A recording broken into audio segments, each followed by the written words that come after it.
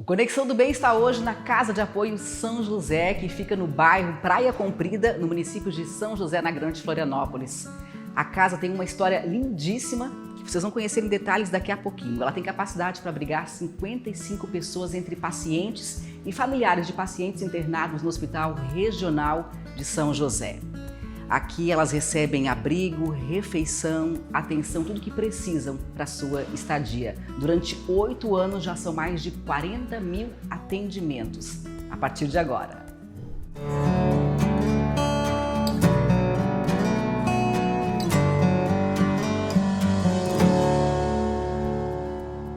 A Casa de Apoio São José fica no bairro Praia Comprida, em São José.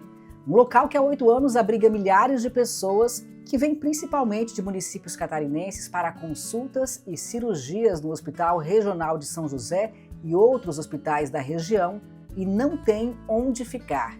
Pacientes e familiares encontram aqui estadia confortável, refeição e apoio. A Casa de Apoio existe há 8 anos. Ela foi idealizada pelo padre Almir José de Ramos.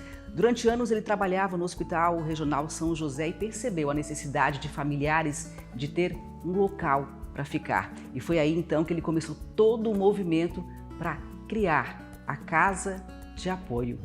É isso, Padre Almir, então o senhor percebeu que as pessoas precisavam desse local para ficar, pessoas que vinham de vários municípios de Santa Catarina para ficar com seus familiares internados e não tinham onde dormir muitas vezes. Conta um pouquinho para a gente. Então, no início, quando eu cheguei no hospital regional, eu já comecei a perceber essa demanda que tinha ali. As pessoas ficavam internadas, o familiar precisava de um local para ficar, não tinha onde ficar, pedia ajuda, a gente não tinha o que fazer. Ou então, pacientes que faziam cirurgia da oftalmo, ganhavam alta, no dia seguinte precisavam voltar para fazer o retorno, a revisão, não tinham para onde ir, enfim. Então, foi percebendo a realidade, a situação dessas pessoas, que a gente começou a ter a ideia de criar um espaço onde a gente pudesse abrigar essas pessoas. E aí, com isso, surgiu a Casa de Apoio. E o senhor me contou nos bastidores, né, que muitas vezes o senhor via as pessoas dormindo na varanda, nos corredores, as pessoas não tinham para onde ir, ficavam ali nos arredores do hospital mesmo, dormindo até dentro do carro, é isso? E o senhor tinha uma sala, a sala de humanização, onde o senhor às vezes abrigava as pessoas? Isso, então daí porque as pessoas dormiam, alguns dormiam no carro, por exemplo, um acompanhante, ele ficava dormindo dias no carro, comprava alguma coisa para comer aí na região, ia nos postos de combustível para tomar banho e ficava nos carros ali embaixo das árvores, enfim, e pessoas que dormiam direto nos bancos, naquelas varandas que tem do lado do hospital, ou até mesmo nos bancos da capela, ou lá em cima nos bancos próximo do centro cirúrgico, enfim. Então, era esses ambientes, esses locais que as pessoas procuravam para poder passar a noite, para conseguir no outro dia resolver a sua vida e seguir para o seu município. E o senhor, então, quando começou a trabalhar lá, as pessoas, entendendo que o senhor era padre, sabendo disso, elas vinham até o senhor fazer os mais diversos pedidos, e a maioria pedia realmente um local para ficar. Isso, um local para ficar. Tinha também muitas pessoas que pediam um local somente para descansar, porque assim, as pessoas viajam, elas saem do município, por exemplo, um município no extremo oeste. Às vezes a pessoa sai de lá de madrugada e viaja o dia todo, chega aqui no final da tarde. Ou então sai de lá no início da noite e viaja a noite toda, chega aqui de manhã. Aí naquele carro, às vezes lotado, com criança no colo, enfim, às vezes eles não conseguem descansar direito nem dormir. Então eles pediam apenas um local que eles pudessem descansar, que eles pudessem passar algumas horas ou até mesmo tomar um banho para se recompor, enfim. Então, foi essas pessoas que começaram a me procurar pedindo esse local, e aí então foi assim uma resposta para uma necessidade bem concreta das pessoas, né?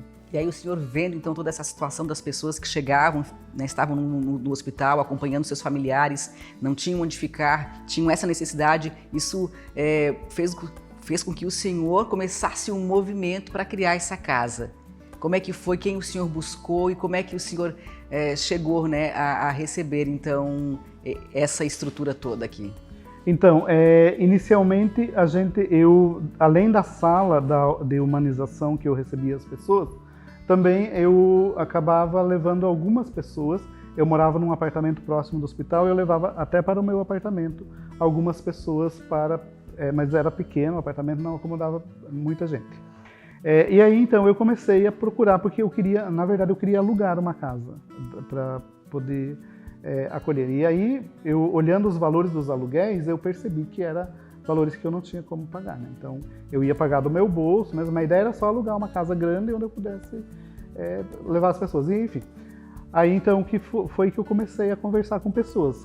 Primeiramente com que era na época a gerente administrativa do hospital, a Cecília, uma pessoa assim que tinha um coração muito grande. E eu consegui, logo que eu cheguei no hospital, eu fiquei amigo dela, fiquei próximo dela. Então, conversando com ela, a gente começou a articular. Então, convidamos outras pessoas. Aí, na época também apareceu a tia Chica, que era proprietária do Maré Alta, também se interessou e quis ajudar. Aí fui conversar com o arcebispo. O arcebispo também autorizou a fazer o trabalho. E aí, então, foi quando a gente resolveu solicitar essa casa para a prefeita. Então, eu conversei com a prefeita, que a gente ficou sabendo que essa casa era uma casa da prefeitura, que estava abandonada. Aí, então, eu conversei com ela e ela, imediatamente, na hora, nem pensou, ela só disse que ia fazer os trâmites legais com os vereadores e tal. Mas, na hora, ela já disse que sim, que a casa iria ser colocada à nossa disposição. Padre, e como é que essa Casa de Apoio São José, que acolhe tantas pessoas, né, ela sobrevive? Como é que vocês fazem para dar conta de atender, de manter a casa, dar refeições, alojamento e tudo mais? Então, nós temos assim várias formas de manutenção da casa.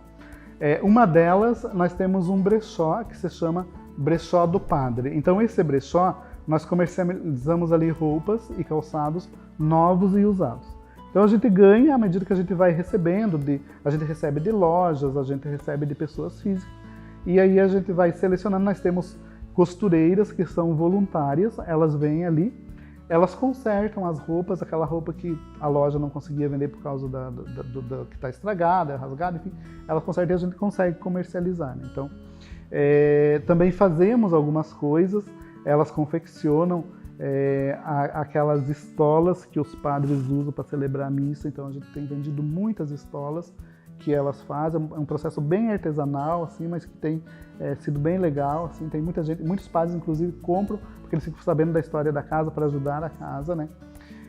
Temos doação das pessoas na paróquia onde eu atuo, que é a paróquia São Francisco de Assis do Aririu, em Palhoça.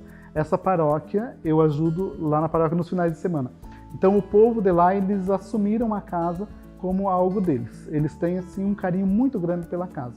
Então eles ajudam muito. Todas as missas que eu vou, eu nunca volto com o carro vazio. Eles sempre têm coisas para me dar. Sempre alguém leva alguma coisa. Tem pessoas que doam dinheiro, tem aquela senhorinha que vão na missa e elas fazem questão de entregar o dinheiro na minha mão. Elas não querem fazer, elas nem fazem pix, nem depósito, nada, é o dinheirinho mesmo. Elas ficam lá na porta da igreja me esperando eu chegar para entregar para mim, sabe? Então são uma bênção de Deus, elas realmente ajudam e colaboram muito mesmo com a casa, né? Então a gente recebe alimentos, tem algumas empresas que nos doam alimentos, a gente recebe do Mesa Brasil também alimentos nas segundas-feiras, frutas e verduras.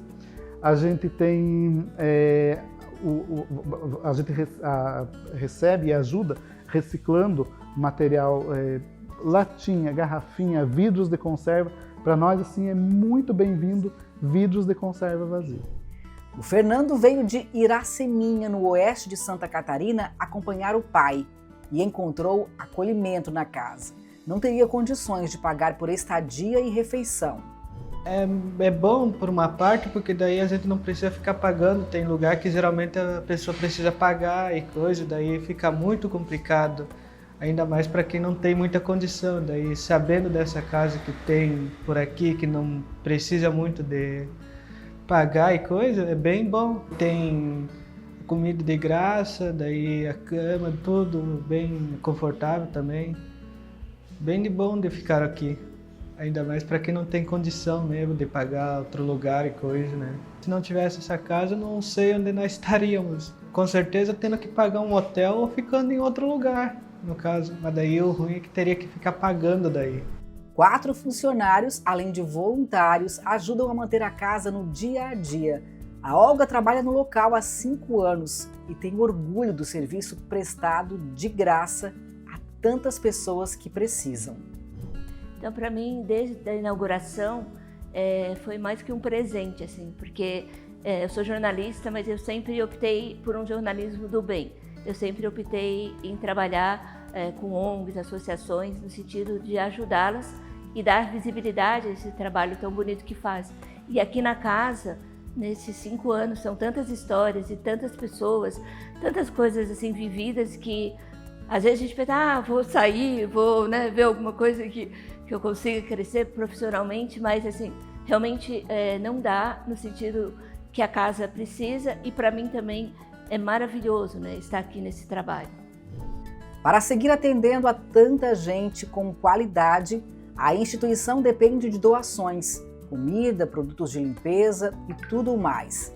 Nesse ano foi lançada uma campanha que pretende arrecadar dinheiro de forma mensal, necessário para as despesas. O tema da campanha é cuidar de quem cuida também é amor. Então a gente tem uma meta nessa campanha de, com um ano, a gente conseguir ter doadores que mantenham a casa o ano inteiro.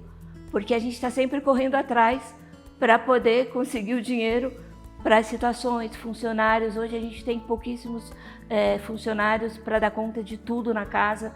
A gente conta com voluntários, mas voluntários, eles vêm quando eles podem, não é uma presença tão constante, digamos assim, Então, várias coisas que a gente precisa fazer para casa, para que também ela cresça. A gente tem uma parte lá atrás que a gente precisa também reformar para poder, a gente quer fazer uma padaria, a gente quer fazer uma fábrica de chinelos, a gente tem vários planos para poder captar.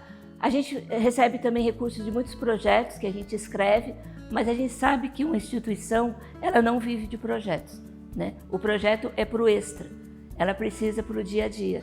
E também nos eventos que a gente faz vários eventos, a gente capta bem, mas a gente viu que se a pessoa puder doar a partir de R$10, ela já pode ajudar a casa.